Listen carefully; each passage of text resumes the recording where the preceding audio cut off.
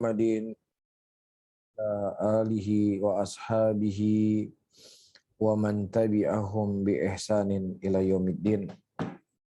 Saudara-saudaraku kaum muslimat rahimani wa rahimakumullah, kita lanjutkan kembali kajian kita di pagi menjelang siang hari ini, yaitu adab-adab suami istri. Dan pada hari ini kita membahas tentang indahnya keluarga Nabi Muhammad SAW dengan istri-istri beliau. Dan kita telah menyebutkan beberapa kewajiban-kewajiban yang harus dilakukan oleh seorang suami kepada istrinya. Dan juga sebelumnya kita sudah membahas tentang kewajiban-kewajiban istri kepada suaminya. Kemudian di sini disebutkan oleh Syekh Hafizahullah Ta'ala, min husni isyratin nabiyina sallallahu alaihi wasallam anna Aisyah qalat yawman wa ra'sah faqala Rasulullah sallallahu alaihi wasallam bal ana wa ra'sah qalat Aisyah radhiyallahu ta'ala anhu kuntu ata'arraqul lahma wa nahaidun fa'utiyaha an-nabiy sallallahu alaihi wasallam fayada' famahu fi mawdi'il ladhi fihi wada'tuhu ashrabu syaraba nam fa'unawiluhu fayadha famahu fil mawdu' alladhi kuntu ashraba. Syekh di sini rahimahullah hafizahullah taala menceritakan tentang bagaimana muamalah Nabi sallallahu alaihi wasallam dengan istri-istrinya dan terkhusus dengan Aisyah radhiyallahu taala anha. Dan tidaklah apa yang kita akan nukilkan di sini dari Nabi kita Muhammad sallallahu alaihi wasallam menunjukkan indahnya kehidupan beliau. Ya, dan juga ini memberikan pelajaran buat kita, keindahan dalam rumah tangga bukan hanya sebatas materi yang dia punya. Bukan hanya sebatas indahnya rumah yang dia miliki. Bukan hanya sebatas bagusnya kendaraan yang dia punya. Tetapi kehidupan indah dalam rumah tangga, bagaimana seseorang mewujudkan itu dengan takwa Allah. Ya, karena ketika seseorang memiliki rasa takut kepada Allah, seseorang menjaga batasan-batasan Allah, maka Allah Subhanahu wa taala akan menjaga kita. Bukankah Nabi sallallahu alaihi wasallam telah menceritakan dalam hadisnya, ihfadillah yahfadka. Jagalah Allah, maka niscaya Allah akan menjagamu. Allah akan menjaga engkau dengan istrimu, Allah akan menjaga hubunganmu dengan anak-anakmu.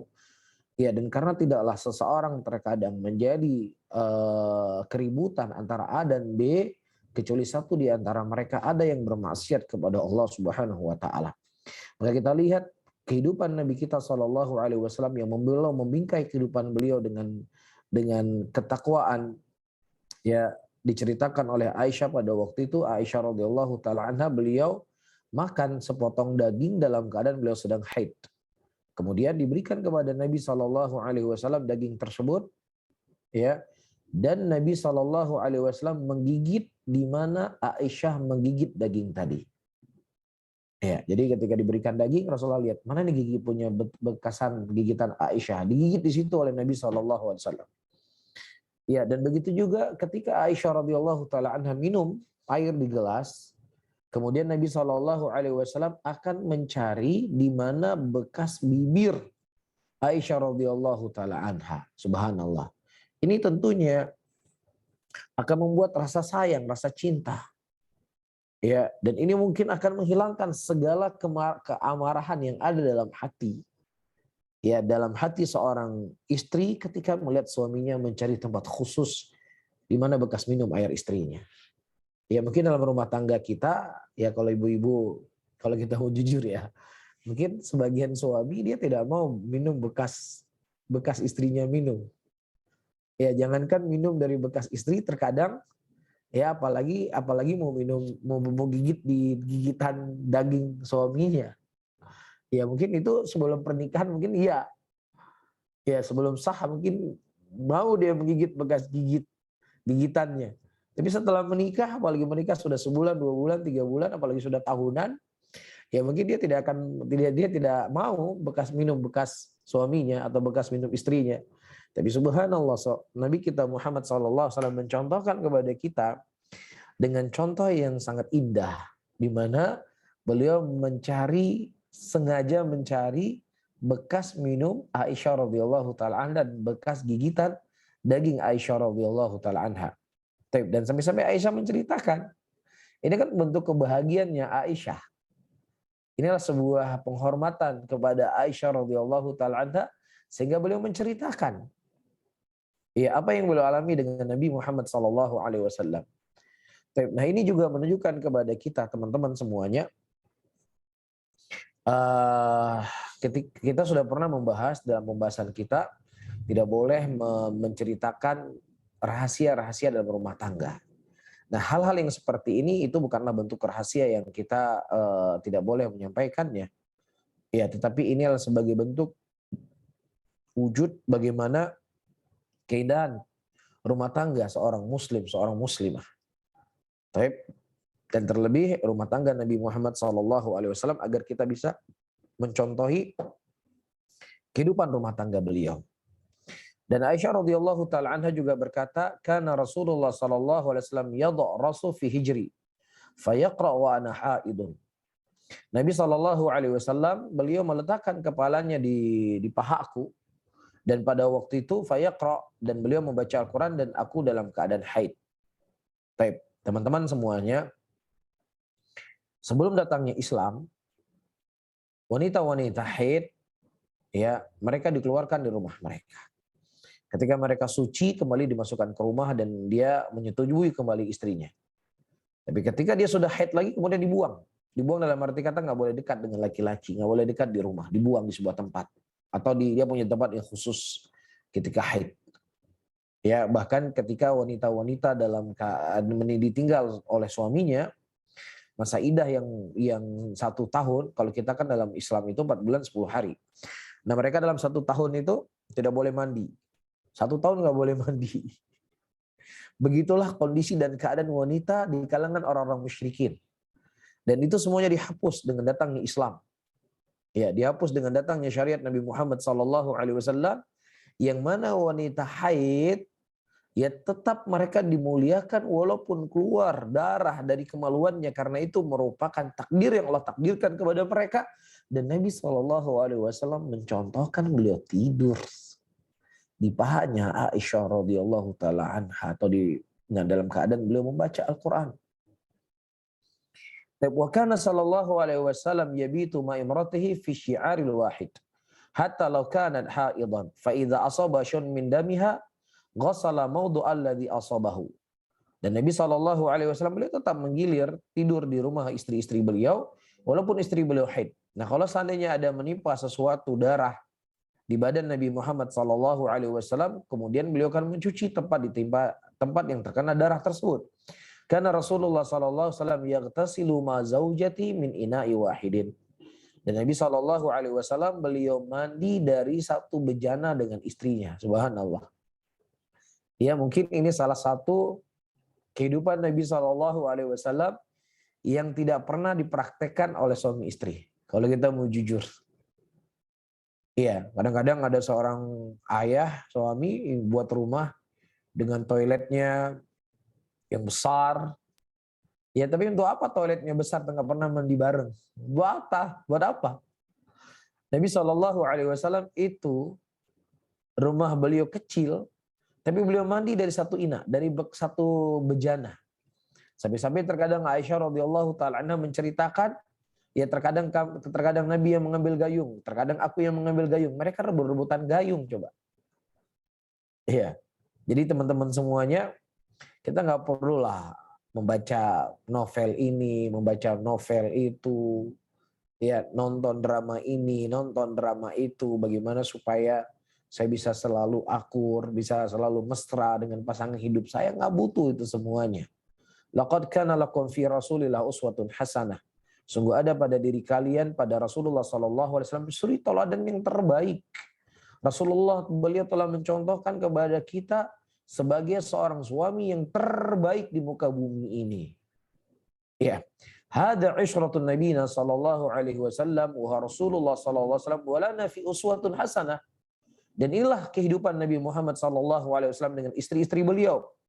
Ya, dan beliau adalah sebagai Rasulnya Allah yang merupakan suri tauladan untuk kita semuanya. Ka'anni bi ba'dil azwaji yaqulun, ya, dan terkadang sebagian istri suami-suami berkata, ketika kita katakan ini loh kehidupan Nabi, Ya, harus bermesraan, harus begini, harus begitu. Terkadang disebutkan la waqta lana. Enggak punya ladaina, enggak ada waktu kita hal gini, mandi bareng enggak ada waktu. Udah kamu mandi sendiri dulu. Enggak ada waktu kita. Atau ada beralasan qad kabura sinnuna. Halah kita sudah tua, sudah jadi kakek-kakek, sudah punya cucu. Ngapain lagi mesra-mesraan? Udah biasa saja. Masya Allah. Wa qad taqaddam binal umur, udah itu masa bukan masa kitanya lagi itu. Itu masa anak-anak muda yang baru menikah. Fala hajata lana fi hada. Enggak ada hajat kita untuk berbuat hal yang seperti ini. Subhanallah. Hada Rasulullah sallallahu alaihi wasallam yahmilu a'ba'an la yahmilu malayinur rijal. Yahmilul hammul ummah. Nabi kita sallallahu alaihi wasallam, beliau tidak hanya bertanggung jawab dengan 1 juta laki-laki. Ya, akan tetapi beliau menanggung urusan umat. Kesibukan beliau itu bukan hanya mengurusi 1, 2, 3, 4 orang. Iya, urusan beliau itu adalah mengurusi manusia yang sangat banyak. Yahmilu risalah. Tugas beliau membawa risalah. Tugas yang paling mulia di muka bumi ini adalah tugas kenabian. Tugas kerasulan yang diperintahkan, ditugaskan oleh Allah. Jadi seorang presiden masih sangat kecil dibandingkan tugas kenabian. Apalagi gubernur, apalagi camat, apalagi kita. Gubernur bukan, camat bukan, bupati bukan. Ya, cuman kerja punya anak buah cuma 2 orang. Atau mungkin kita sendiri. Tapi perasaan sudah saya sangat sibuk, saya nggak punya waktu hal yang seperti itu. Nabi SAW beliau punya waktu. Dalam keadaan kondisi beliau seperti yang kita sebutkan tadi. Bahkan waqad balaga minal umri syai'an kabira. Bahkan Nabi kita Muhammad SAW, umur beliau pada waktu itu juga sudah tua. Beliau menikahi Aisyah radhiyallahu taala anha, umurnya sudah 50 tahun. Kana yusabiqu imra'atahu wa yatahayyanu fursata lihada. Ya, dan beliau berlomba-lomba dengan istri beliau. Ya, beliau berlomba-lomba dengan istrinya. Dan beliau menggunakan kesempatan ini di tengah kesibukan beliau untuk lomba lari dengan Aisyah radhiyallahu taala anha.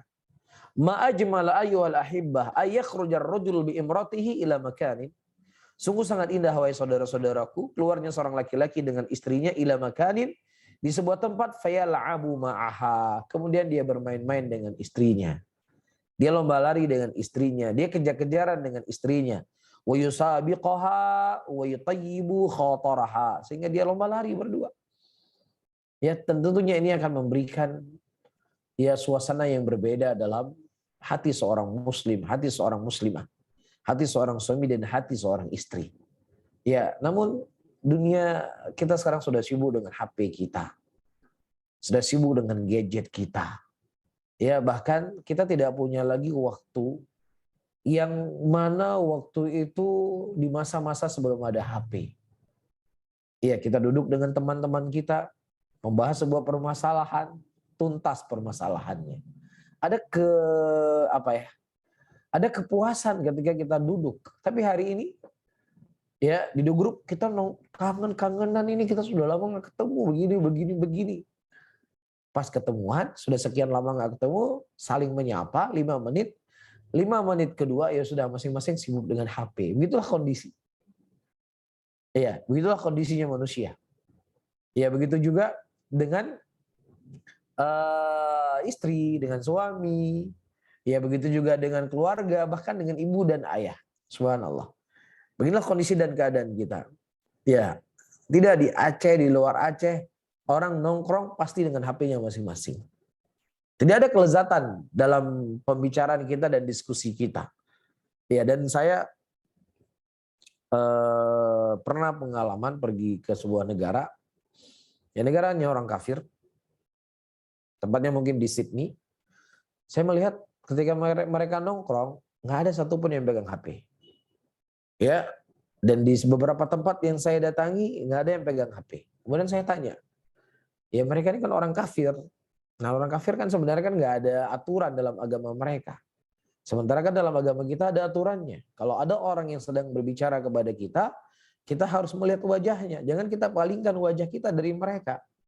Allah Subhanahu wa taala mengatakan dalam ayatnya, la tusair khaddaka linnas. Jangan kau memalingkan wajahmu dari manusia. Jangan kau palingkan wajahmu dari manusia. Ya, maksudnya kata Ibnu Katsir, ketika manusia sedang berbicara, kamu melihat di mana dia mengarahkan, ketika dia berbicara kamu lihat ya wajahnya. Itu adab dalam Islam. Bahkan pernah suatu hari Nabi Muhammad SAW, beliau punya cincin, yang cincin beliau itu cincin yang beliau miliki tersebut terlalaikan beliau dari sahabatnya, terlalaikan. Sehingga beliau buang cincin tersebut. Ya ini kan sebenarnya budaya-budaya Islam ya. Nggak boleh kita memalingkan wajah ketika saudara kita berbicara kita chattingan, ya saudara kita lagi ngobrol, kita sambil balas WA, ini kan bukan adab Islam. Ya, dan lebih parahnya lagi sedang ikut kajian, apalagi kajian online, ya nggak terlihat videonya, ya sambil chattingan, kadang mungkin sambil telepon.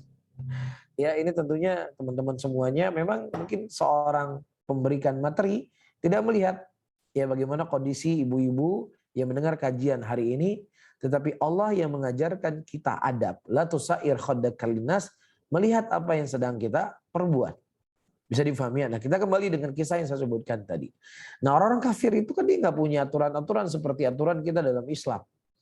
Ya tetapi budaya itu mereka sudah hilangkan. Saya tanya sama teman-teman di sana, mereka mengatakan itu pemerintah ya membuat penyuluhan sosialisasi yang ketat atau sering memberikan sosialisasi dalam masalah penggunaan HP ketika berkumpul. Ya, jadi kita sebenarnya kan nggak perlu penyuluhan, dalam arti kata kita sudah punya adab sendiri dalam Islam. Kita sudah punya aturan dalam agama kita bagaimana cara kita menghadapi hal yang seperti ini. Kemudian kita lanjutkan. Min haqqi zaujati ala zaujiha alla yasubbaha wa la yashtamaha. Dari kewajiban seorang suami atau hak yang berhak didapatkan oleh seorang istri kepada suaminya, ala yasubbuha atau ala yasubbaha. Suami jangan mencelah istrinya, jangan mencaci istrinya. Wa ala yuqbaha hayataha. Dan jangan dia menjelekkan bentuknya istrinya. Bisa mau maaf istrinya hitam, memang kamu perempuan hitam, pendek, gendut. Yang nggak boleh hal yang seperti itu dilakukan oleh seorang suami kepada istrinya. Waf'alaha, dan begitu juga perbuatan-perbuatannya. Waqad qala Nabi sallallahu alaihi wasallam fi haqqil mar'ati ala zawjiha wa la yuqabbih. Dan telah datang riwayat dari Nabi sallallahu alaihi wasallam di mana hak yang harus didapatkan oleh seorang istri dari suaminya, yang mana suaminya la yuqabbih, yang mana suaminya itu tidak menjelek-jelekan istrinya. Ya, apalagi bentuknya fisik, karena itu merupakan pemberian dari Allah Subhanahu wa taala. Ya, yang mana ya setiap manusia pasti dia ingin baik. Setiap manusia dia ingin punya kulit yang putih, setiap manusia ingin punya hidung yang mancung, ya punya bola mata yang besar, punya dagu yang lancip atau apalah namanya, ya rambut yang lurus. Semua manusia ingin seperti itu. Cuman masalahnya ini yang Allah Subhanahu wa taala ciptakan saya. Ini yang Allah ciptakan, begini bentuk saya, begini rupa saya. Iya, sehingga ketika kita menjelekan, kita khawatir kita telah menjelekan apa yang Allah ciptakan. Beda halnya kalau seandainya si istrinya misalnya sesuatu yang dia jorok, dia nggak menjaga diri, ya nggak ada masalah suami menegurnya, tapi dengan cara yang baik. Ya bukan dengan cara cacian, bukan dengan cara-cara makian, bukan dengan cara yang jelek-jelek, nggak, disampaikan dengan cara yang baik. Ya kamu sebenarnya cantik loh dek, tapi kalau kamu bersih lebih cantik lagi. Kamu sebenarnya manis, tapi kalau kamu wangi, kamu lebih manis lagi. Ya mungkin ada kalimat-kalimat yang seperti itu yang bisa disampaikan agar memberikan motivasi kepada istrinya. Kemudian juga teman-teman semuanya, disebutkan di sini, min haqqi zaujati ala zaujiha alla yahjuraha. Ya, daripada haknya istri yang harus ditunaikan oleh suaminya, yaitu dia tidak menghajar, tidak memboikot istrinya. Illa idza qama sababun yadu ila hijratiha ta'diban laha. Kecuali di sana ada sesuatu sebab-sebab yang memang mengharuskan suami menghajar istrinya sebagai bentuk pengajaran dan pendidikan untuk si istri tadi, maka tidak ada masalah. Sebagaimana pembahasannya telah kita bahas pada pertemuan yang lalu, ketika si istri nusyud, si istri membuat nusyud, ya dia durhaka sama suaminya, dia tidak patuh sama suaminya, dia bermaksiat kepada suaminya, maka dinasihati dengan cara yang baik. Kalau seandainya dengan nasihat tidak cukup, maka dia boleh menghajar suami istrinya. Ya menghajar, membekot istrinya, dan kalau seandainya hajar juga tidak mempan, maka boleh dia memukul istrinya, tetapi dengan cara tidak memukul yang berbekas dan membuat dia tersiksa. Baik. Wa idza ubiha lirrajul ayahjura zaujatahu fala yahjuru baitaha. Nah, yahjuru baituha.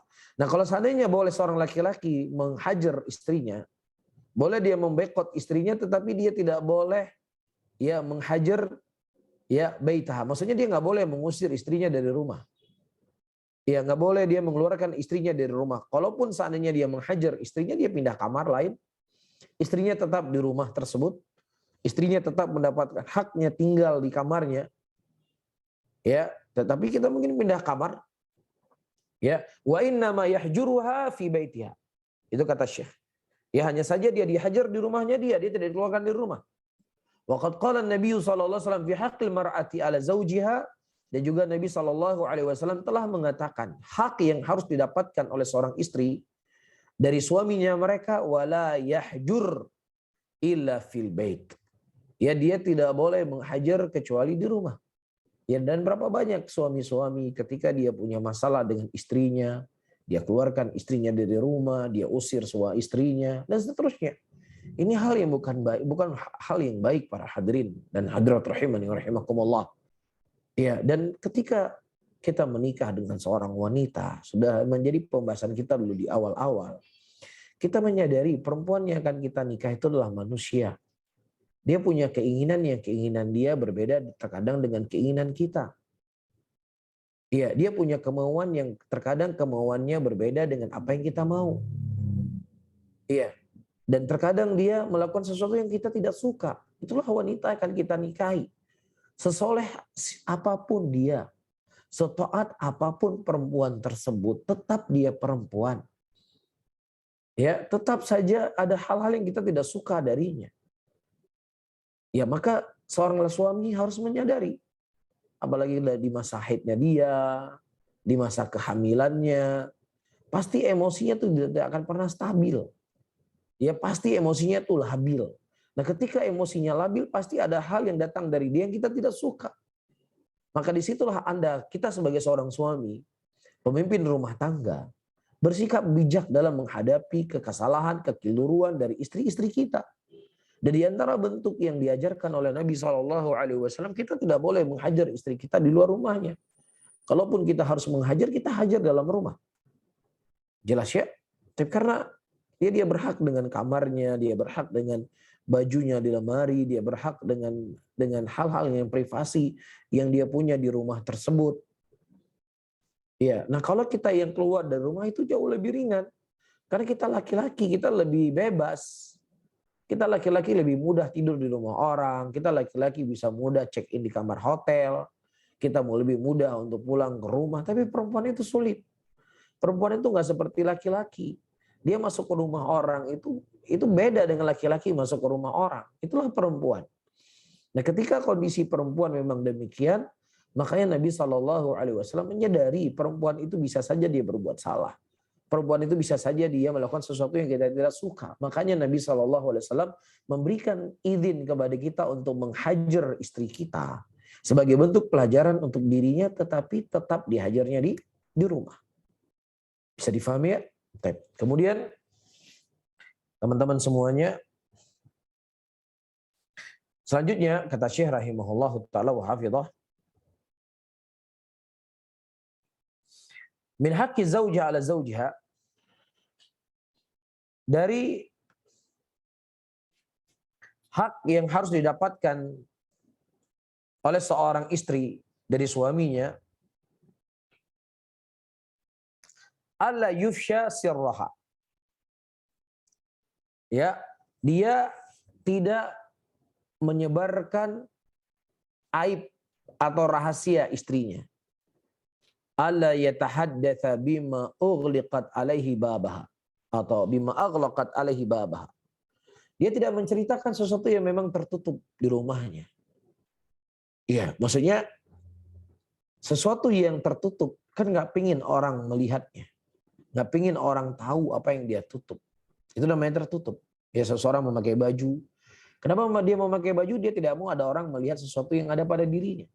Dan itu tidak hanya di sisi aurat berupa fisik, ya, tetapi juga aurat dari sisi hal-hal yang memang sifatnya kelakuan atau lain sebagainya. Taib, la siyama ma yata'allaq bil mubasyarah atau mubasyirah. Terkhusus hal-hal yang sifatnya adalah hubungan suami istri. Ya, wa qad qaddamna nususa fi hada fi haqqi az-zawj ala zawjatihi. Dan kita juga telah melewati pembahasan ini pada pertemuan yang lalu, ya, tentang hak seorang istri, suami yang harus didapatkan dari istrinya, atau kewajiban yang harus dilakukan oleh istri kepada suaminya. Di antara bentuknya dia tidak menceritakan rahasia ranjang. Ya, rahasia hubungan badan dia dengan istrinya atau dengan suaminya kepada pihak yang lainnya. Dan Nabi SAW sebagaimana hadis yang telah kita sampaikan pada pertemuan-pertemuan yang lalu, mengibaratkan seorang istri menceritakan tentang hubungan badannya dengan suaminya kepada orang lain, atau suami menceritakan hubungan badannya kepada istrinya, seperti syaitan laki-laki dan syaitan perempuan yang dia berzina di depan umum kemudian dilihat oleh orang-orang. Begitulah gambaran digambarkan oleh Nabi SAW, orang-orang yang mereka membuka aib atau membuka hubungan ranjangnya. Dan juga masuk dalam ini bukan hanya hubungan ranjang saja, tapi juga hubungan rahasia-rahasia yang memang seorang istri atau suami memang tidak suka, ya, untuk dibuka aibnya. Taib. Dan juga di sini teman-teman semuanya disebutkan oleh Syekh, min haqqi zaujati ala zaujiha alla yabghadaha wa la yanzuru ila musawaiha bal yanzuru ila mahasiniha. Dari kewajiban seorang suami kepada istrinya, atau hak yang harus dituntut oleh istri kepada suaminya, adalah untuk dia tidak marah, dia tidak murka, tidak benci, wala yanzuru ila musawaiha, dan dia tidak melihat hal-hal yang jelek dari istrinya, bal yanzuru ila mahasiniha atau mahasaniha. Tetapi yang dia lihat adalah mahasaniha, apa yang hal yang baik dari istrinya. Ketika kita menikah dengan seorang wanita, pertama kita menyadari dia adalah manusia, dia bukan malaikat, dan dia bukan bidadari yang turun dari surga. Ya, pasti ada kekurangan-kekurangan yang ada pada dirinya. Saya rasa semua orang yakin dengan hal ini. Semua orang sadar, siapapun yang dia nikahkan pasti ada kekurangannya. Ya, maka ketika sebelum menikah dan kita terima dia sebagai istri kita, dengan kekurangan yang dia miliki, itu juga yang harus kita jalani setelah kita hidup dengan dia. Begitu dia caranya. Jangan kita hanya menerima dia sebagai istri kita di awal pernikahan dengan kekurangannya, kemudian setelah berlangsung pernikahan kita sudah tidak, ya, apa ibaratnya, kita sudah tidak rela dengan kekurangannya tadi. Maka orang-orang yang jenis seperti ini, kalau seandainya dia masih menikah dengan perempuan yang ada di dunia, dia tidak akan pernah puas. Selalu dia akan melihat kekurangannya. Makanya ketika Rasulullah SAW menyadari manusia yang akan kita nikahkan itu adalah ada kekurangannya, maka kita disuruh melihat kebaikan yang ada pada dirinya. Yu'azzim mahasina. Sehingga diperbesarkan adalah kelebihannya, itu yang kita perbesarkan, yang kita munculkan. Ya, jangan kejelekan dan kekurangan dia. Kita kan menikah sama dia. Kenapa kita menikah sama dia? Karena kebaikan yang ada pada dirinya itu lebih banyak daripada kejelekannya. Kalau kita tahu bahwasannya kejelekan dia lebih banyak daripada kebaikannya, kita nggak nikah dari awal.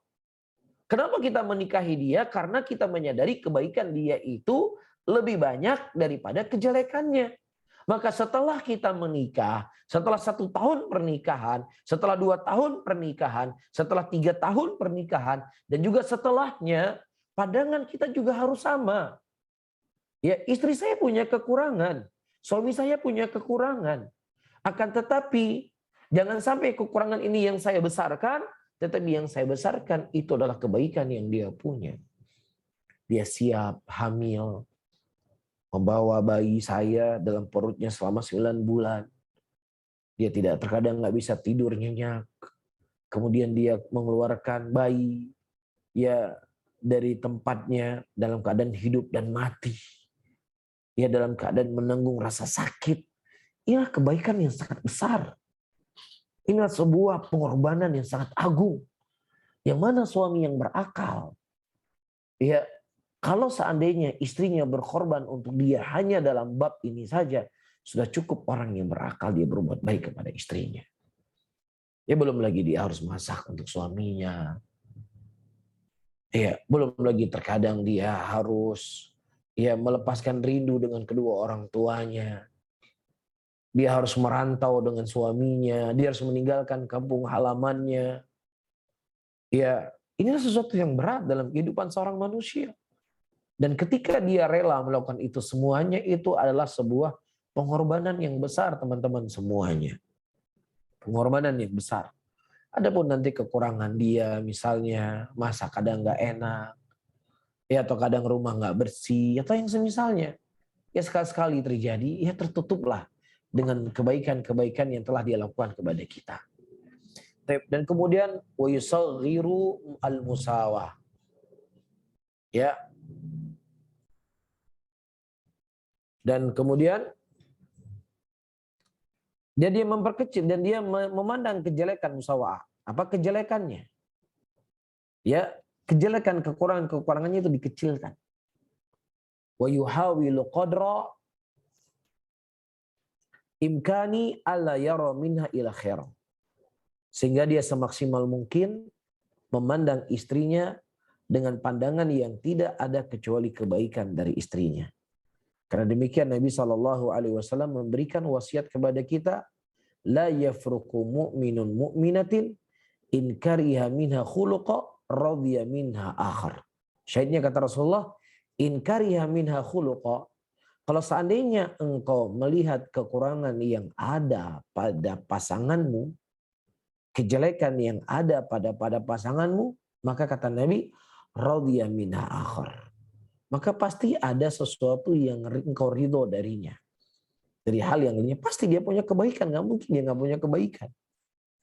Karena kalau dia nggak punya kebaikan, nggak mungkin kamu nikah sama dia dari awal. Karena engkau menyadari dia kebaikannya lebih banyak, makanya Anda menerima dia sebagai istri Anda. Bisa difahami? Baik. Kemudian selanjutnya kata Syekh, min haqqi zaujati ala zaujiha ayakhudha minha ma tayassar wa yarda minha ma tayassar mura'atan li tabi'atiha. Wa qad qala Nabi sallallahu alaihi wasallam, istausu bin nisa fa innal mar'ata khuliqat min dhala'i wa in a'waja syai'in fi dhala' a'lahu wa in dhahabta tuqimuhu qasartahu wa in taraktahu lam yazal a'waja fastausu bin nisa'i khaira. Qala sallallahu alaihi wasallam, innal imra'ata khuliqat min dil'in wa lan tastaqima laka an la tariqatin fa in istamta'ta biha wa biha iwajun wa in dhahabta tuqimuha kasartaha wa kasruha talaquha. Baik. Di sini disebutkan juga teman-teman semuanya, dari haknya seorang istri dari suaminya atau kewajiban seorang suami kepada istri, ayakhudha minha ma yatayassar. Ya, dia mengambil sesuatu apa yang mudah. Ya, dan juga dia ridho dari istrinya apa yang memang itu mudah. Ya, jangan dipersulit. Ya, ketika kita bisa memberikan udzur kepada teman kita, ketika kita bisa memberikan kemudahan dengan sahabat kita bisa tidak menggampang-gampangkan terkadang urusan dengan orang-orang di sekeliling kita, seharusnya dengan istri kita harus lebih memberikan kemudahan kepadanya. Harus lebih memberikan hal yang gampang untuk dirinya, jangan dipersulit. Mura'atan li tabi'atiha. Terlebih kita melihat tabiatnya perempuan itu unik, berbeda dengan tabiat-tabiat yang lainnya. Makanya ketika tabiat itu perempuan berbeda, Nabi SAW memberikan nasihat. Ya, di mana Nabi SAW mengatakan, nasihatilah para wanita. Karena wanita diciptakan dari tulang rusuk yang bengkok. Dan yang paling bengkok dari tulang rusuk adalah pangkalnya. Maka jika kamu mencoba untuk meluruskannya, maka dia akan patah. Namun bila kamu biarkan dia, maka dia akan bengkok. Maka fastausu binisai khaira. Maka nasihatlah para wanita itu dengan baik.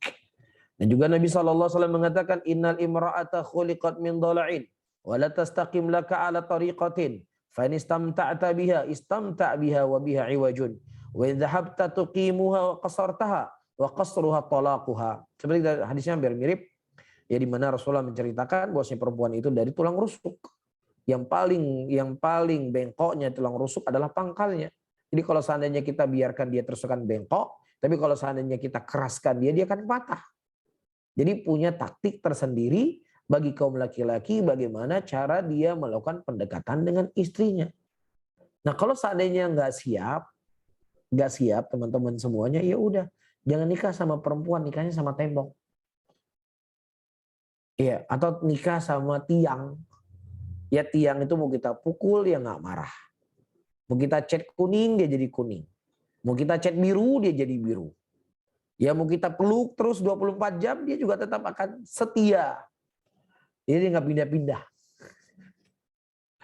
Ya, itu tembok.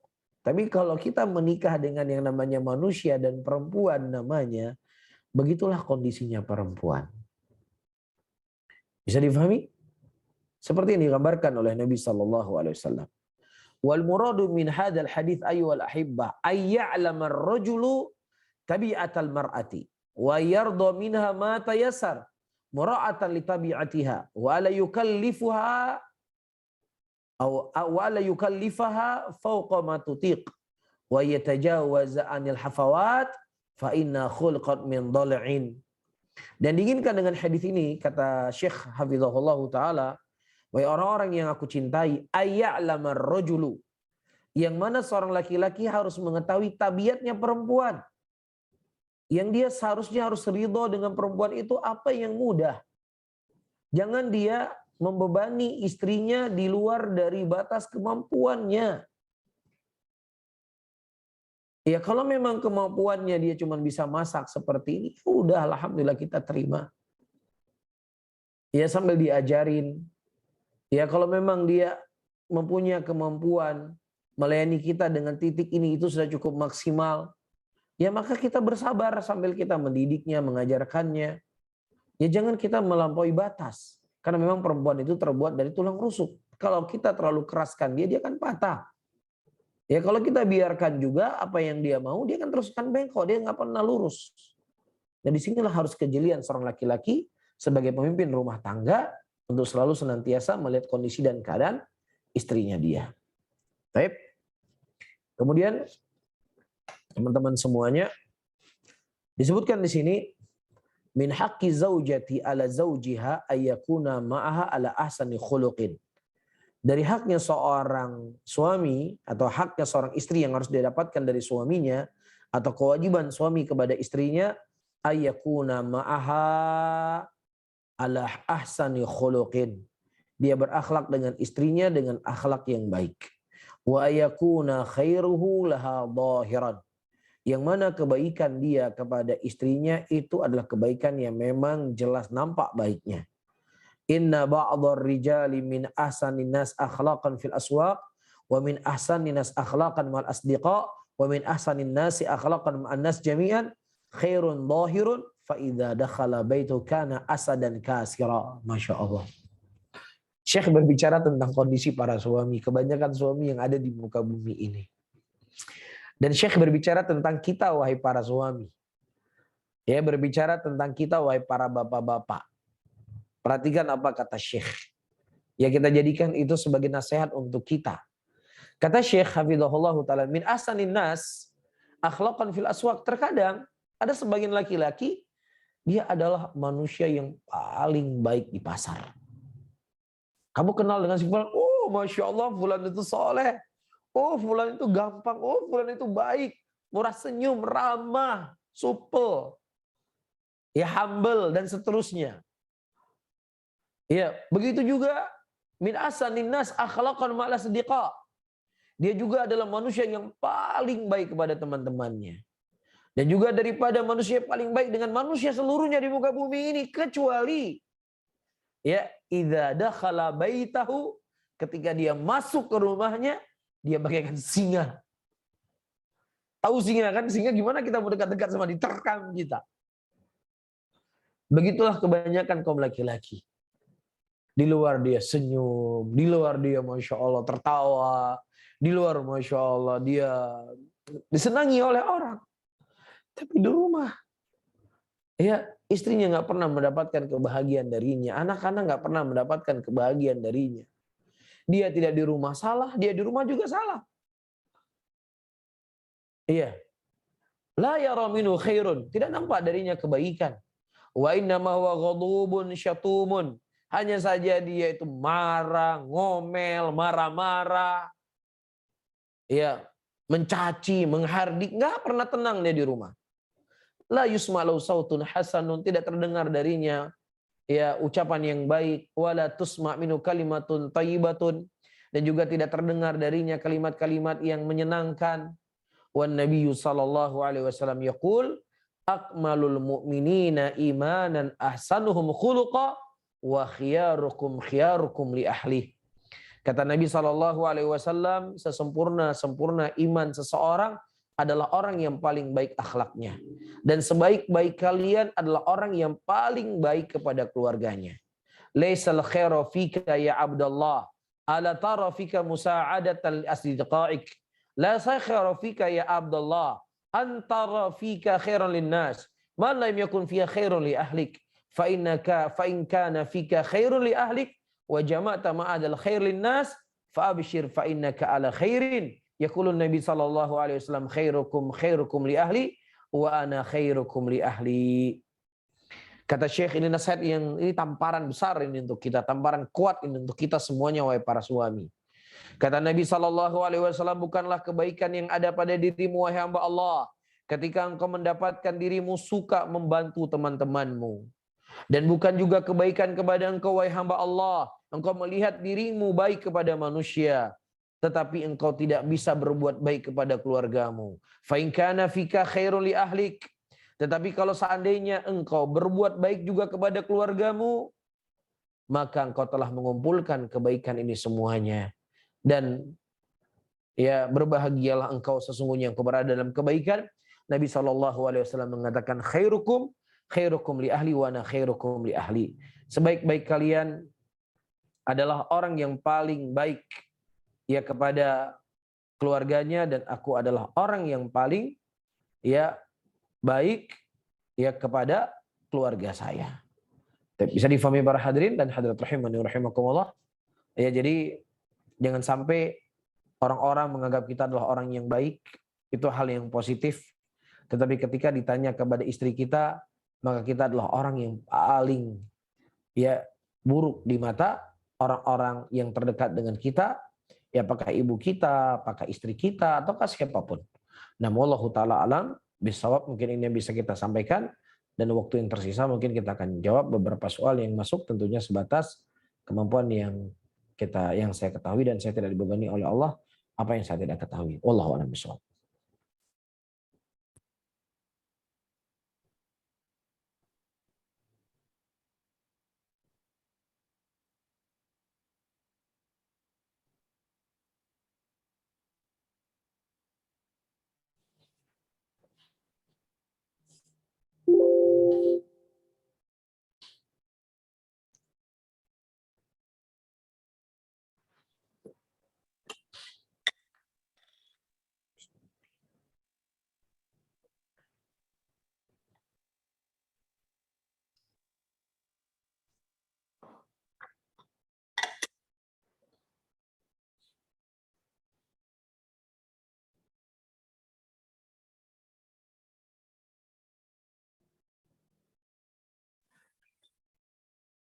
Assalamualaikum Ustaz.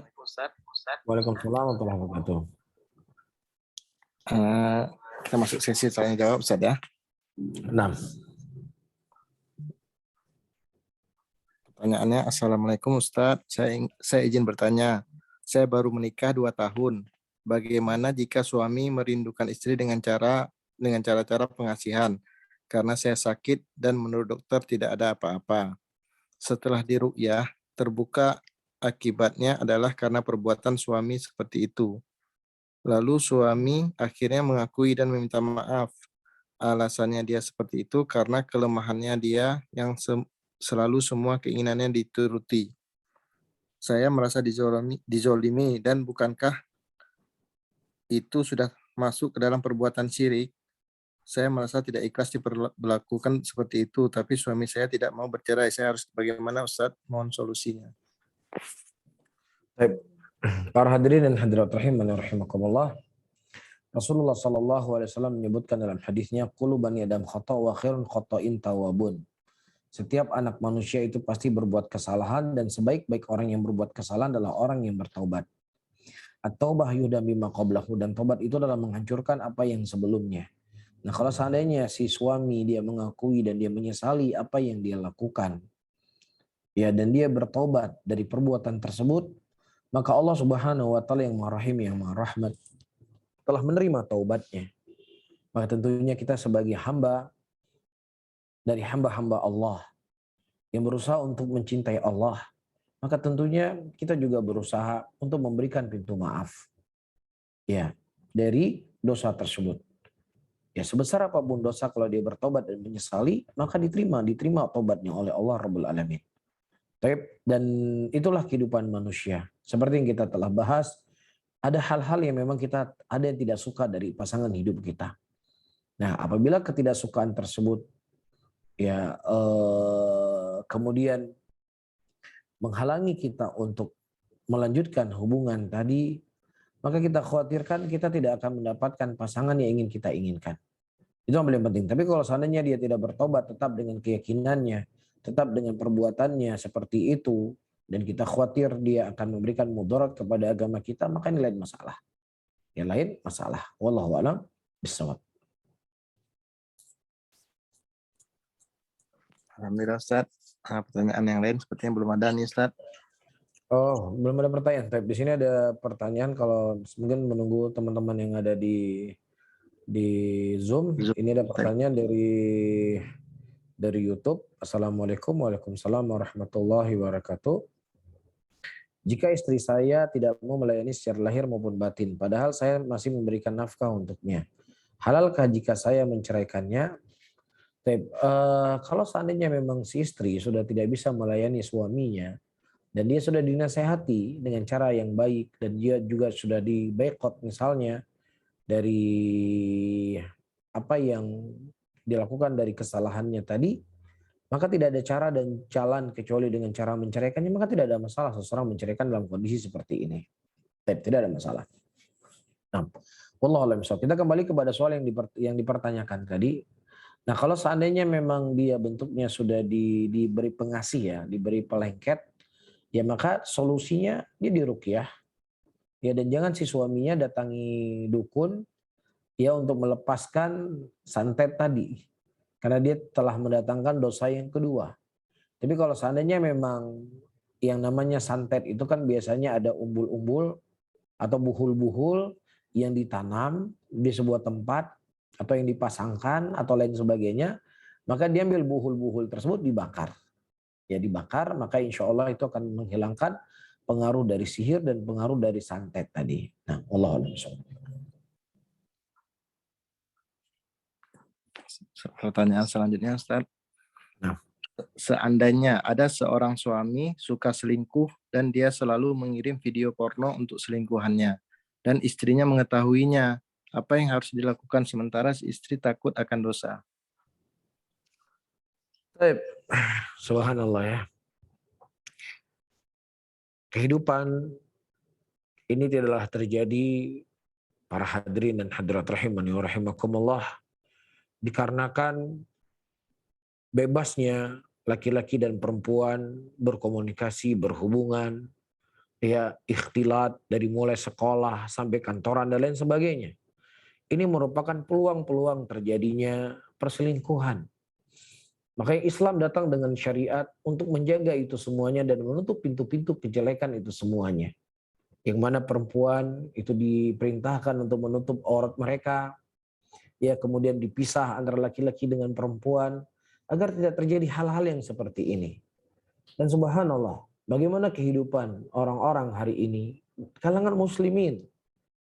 Ya, didapatkan ada orang yang berzina, si istri sudah punya suami di rumah, si laki-laki juga sudah punya istri di rumah, umurnya kadang sudah 50 tahun lebih tapi berzina. Nauzubillah.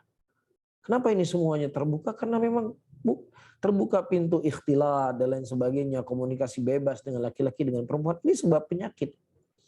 Bukankah Nabi SAW mengatakan wattaqud dunya wattaqun nisa fa inna ma ahlakat kana qablakum kanat fin nisa. Takutlah kamu dengan fitnah dunia dan takutlah kamu dengan fitnah wanita. Ya karena hal yang paling menghancurkan orang-orang sebelum kalian adalah wanita.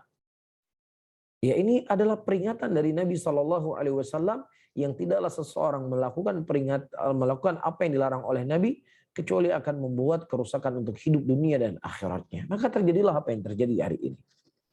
Ikhtilat. Ya, dan seterusnya. Maka ya kepada saudari yang bertanya, kalau memang kondisi suaminya seperti itu, dia menasehati si istrinya, ya dan kemudian dia mengirim video porno kepada selingkuhannya dan istrinya tahu, ini kan apa ya, sesuatu yang sangat menggelikan, sesuatu yang sangat dahsyat. Ya dan seharusnya kalau memang dia ingin menikah dengan wanita tadi, udah dia buka pintu poligami. Cuman masalahnya kalau perempuan itu dikirim juga video porno, ya perempuannya juga bukan perempuan yang baik. Karena perempuan yang soleh pasti nggak mau dia dibuat hal yang seperti itu. Ya, nah kalau memang seandainya dia sudah tidak tahan dan dia melihat akan merusak agamanya dan suaminya juga tidak berubah dengan kondisi dan keadaan seperti itu, wallahu a'lam bishawab. Ya, Islam memberikan solusi perceraian. Perceraian itu bukanlah jalan yang pertama, tapi itu merupakan jalan yang akhir. Tapi kalau seandainya itu semuanya bisa merusak daripada keyakinan dan agamanya dan merusak akhlaknya, maka mudah-mudahan ada suami yang baru yang akan bisa menikahinya adalah laki-laki yang soleh. Wallahu a'lam. Alhamdulillah. Jazakumullah khairan Ustaz. Selanjutnya, Bismillah, afwan Ustadz, jika suami istri terjadi cekcok, kemudian si suami ngomong ke istrinya, pulang saja. Yang dimaksudkan pulang ke rumah orang tua istrinya. Apakah itu jatuh ke dalam talak, Ustadz? Baik, teman-teman semuanya, tolak itu dibagi menjadi dua. Ada yang namanya tolak qusarih, ada yang namanya tolak dengan kinayah. Ketika disebut dengan tolak qusarih, kamu saya ceraikan, kamu kamu anti tolik, engkau saya ceraikan. Ya kalimat yang bentuknya cerai, apakah bahasa Indonesia, apakah bahasa Arab, apakah bahasa Aceh ataukah misalnya, maka tanpa dia niatkan tetap cerai itu jatuh. Tapi kalau seandainya itu kalimatnya kiasan, engkau pulang saja ke rumah orang tuamu, maka ini membutuhkan niat. Kalau seandainya dia mengucapkan engkau pulang saja ke rumah kedua orang tuamu, dia niat dari ucapannya itu adalah cerai, maka jatuh cerai. Tapi kalau seandainya dia mengatakan engkau pulang saja ke rumah orang tuamu, tapi dia tidak niat untuk menceraikan, ya dia pingin dia pulang saja sesaat ke rumah orang tuanya, maka ini tidak jatuh cerai. Nah, jadi kalau dia sifatnya kinayah, dia membutuhkan niat. Tapi kalau seandainya dia kalau dia sorih, cerai, maka dia tidak membutuhkan niat. Wallahu a'lam bishawab. Alhamdulillah Ustaz. Ini pertanyaan terakhir Ustaz. Bismillah. Assalamualaikum Ustaz. Bagaimana cara menasihati suami supaya berhenti olahraga malam Ustaz? Olahraga malam gimana maksudnya? Maksudnya keluar pergi olahraga mungkin Ustaz nih. Oh itu. Nah, ya itu kan bagaimana cara ya dia melakukan pendekatan kepada suaminya yang terkadang si suami kan beda-beda cara pendekatannya. Ya kalau memang seandainya itu adalah hal yang memang bisa memberikan manfaat untuk dirinya dan juga tidak mengganggu kewajiban dia sebagai seorang suami, ya di dalam rumah tangganya, ya mungkin seorang istri harus lebih banyak bersabar dengan kondisi hal yang sifatnya mubah yang dilakukan oleh suami. Karena terkadang ketika istri terlalu protektif, ya terlalu mengekang si suami, justru itu terkadang akan membuat si suami itu jenuh, akan membuat si suami itu bosan, akan membuat suami itu berada pada titik yang terendah kecintaannya dalam rumah tangganya. Maka terkadang itulah akan memicu terjadinya perceraian, terjadinya keributan. Jadi si istri, ya ibaratnya saya sering membahasakan, ya itu memang betul suaminya ibu-ibu, ya tetapi dari sisi lain kita juga harus ada latihan-latihan. Ini kalau suami saya meninggal, ya setidaknya saya sudah siap, paham nggak? Jadi jangan, kita tidak boleh mencintai sesuatu itu secara berlebih-lebihan, apapun itu namanya. Karena ketika kita hilang dari sesuatu yang kita cintai berlebih-lebihan tersebut, itu akan menyiksa diri kita sendiri. Ya, maka kecemburuan kepada pasangan hidup ini salah satu dari perekat dalam rumah tangga. Tapi kalau seandainya terlalu cemburu dan terlalu dikekang, ya yang namanya anak-anak saja dikekang itu kan dia bosan, dia akan memberontak. Apalagi seorang suami, dia sebagai pemimpin rumah tangga. Ya kalau memang seandainya mungkin itu tidak mengganggu dari rumah tangganya, tidak mengganggu dari apa yang menjadi kewajibannya, ya dia memberikan ke lapangan itu semuanya. Tapi kalau seandainya tiap malam ya dia olahraga, kemudian dia menyia-nyiakan tanggung jawabnya sebagai seorang suami, tanggung jawabnya sebagai seorang ayah, maka tidak masalah seorang istri menegur dia dengan teguran-teguran, ya untuk menyadari banyak kewajiban-kewajiban yang harus dilakukan, yang lainnya sebagai seorang suami juga sebagai seorang ayah. Wallahu a'lam bishawab. Masih ada pertanyaan ini Ustaz? Masih bisa Ustaz? Bisa.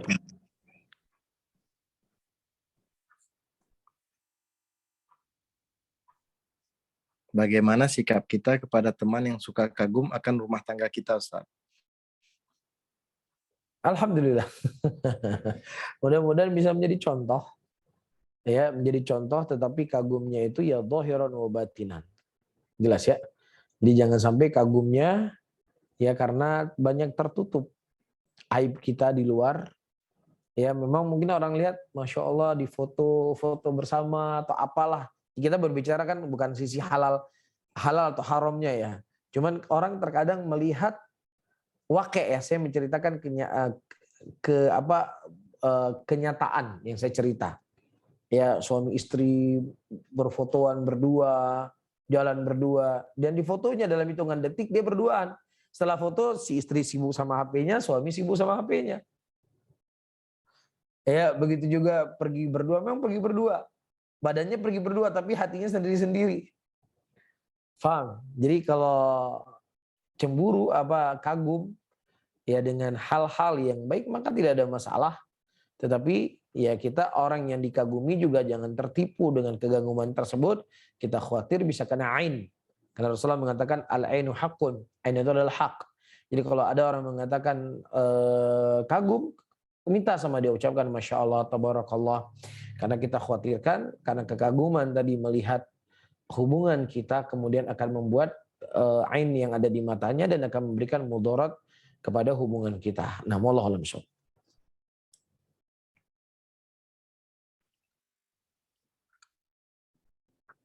Nah, Ustaz, selanjutnya mengenai yang talak tadi Ustaz, Afwan Ya. melanjutkan pertanyaan yang tadi, bagaimana jika seandainya telah jatuh talak Ustaz? Kenapa? Seandainya maksud suaminya talak Ustaz. Ya jatuh. Kalau maksud suaminya, Jatuh, engkau keluar dari rumah ini, pulang orang tua, maksud yang dia niatkan adalah cerai, maka jatuh cerai. Kalau sudah jatuh cerai, kalau itu cerai yang pertama, maka dia masih ada kesempatan untuk kembali kepada istrinya. Kalau sebelum 3 kali masa haid, dia bisa kembali tanpa nikah baru, tanpa mahar yang baru, ya tanpa akad yang baru. Tapi kalau seandainya dia sudah melewati 3 kali masa haid, maka dia harus nikah yang baru, mahar yang baru, dan akad yang baru. Nah, wallahu a'lam bishawab. Ustaz. Selanjutnya, Bismillah, apa yang harus dilakukan jika seorang suami tidak memperhatikan agama istrinya? Contohnya, bersikap biasa saja ketika istrinya melakukan penyimpangan, padahal si suami sudah tahu hukumnya seperti apa. Nah, tidak dibolehkan. Rasulullah menyebutkan ada yang disebut dengan dayuth, yang mana dayuth itu tidak akan masuk surga, ya tidak akan pernah mencium bau surga. Dayuth adalah orang-orang yang mereka punya tanggung jawab, tapi dia membiarkan orang yang di bawahnya berbuat dosa dan berbuat maksiat kepada Allah Subhanahu wa taala. Dia tidak akan pernah mencium bau surga, kata Nabi Shallallahu alaihi wasallam. Nabi Shallallahu alaihi wasallam mengatakan, ya setiap kalian adalah pemimpin dan setiap pemimpin itu bertanggung jawab akan kepada kepemimpinannya. Seorang suami bertanggung jawab kepada istrinya nanti di hadapan Allah Subhanahu wa taala. Nah, Baik Ustaz, insya Allah sudah bisa ditutup Ustaz. baik. Barakallahu fiik, jazakumullah khairan. Mungkin ini yang bisa saya sampaikan. Mudah-mudahan bermanfaat buat saya sendiri dan juga kepada teman-teman semuanya. Mudah-mudahan Allah Subhanahu wa taala memberikan anugerah kepada kita untuk selalu menjadi ya suami yang baik, menjadi istri yang baik, menjadi suami dan istri yang akan melabuh ke dalam surganya Allah Subhanahu wa taala, dikumpulkan dalam kenikmatan yang tiada tara. Amin ya rabbal alamin. Mungkin ini bisa saya sampaikan, mudah-mudahan bermanfaat untuk saya sendiri juga buat hadirin semuanya. Saya tutup, subhanallah bihamdika, asyhadu an la ilaha illa anta, astaghfiruka wa atubu ilaih. Wassalamualaikum warahmatullahi wabarakatuh.